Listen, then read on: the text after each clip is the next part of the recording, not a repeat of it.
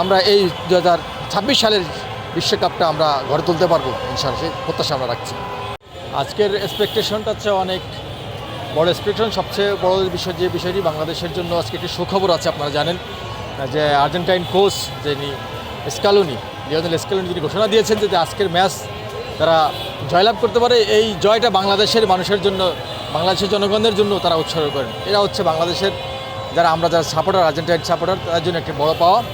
আর একটি বিষয় আপনারা জানেন যে একটি ঐতিহাসিক বিষয় রয়েছে ইংল্যান্ডের সাথে আর্জেন্টিনার যেই ফকল্যান্ড যুদ্ধের কথা আপনারা জানেন যে ফকল্যান্ড যুদ্ধে তারা আর্জেন্টাইন অনেক সৈন্যদেরকে তারা হত্যা করে আর্জেন্টিনার ফকল্যান্ড দ্বীপ তারা দখল করেছে।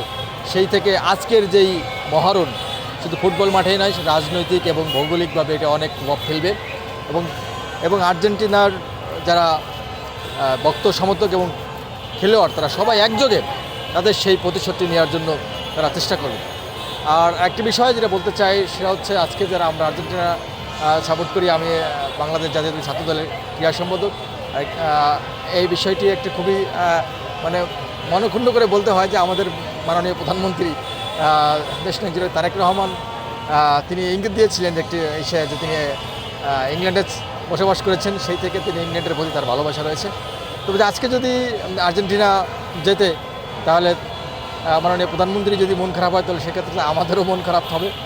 সেই জন্য আসলে কিছু করার নেই। তারপরও এই খেলার যুদ্ধটা হচ্ছে অন্যদিকে, এটা রাজনৈতিকভাবে নেওয়ার কিছু নাই।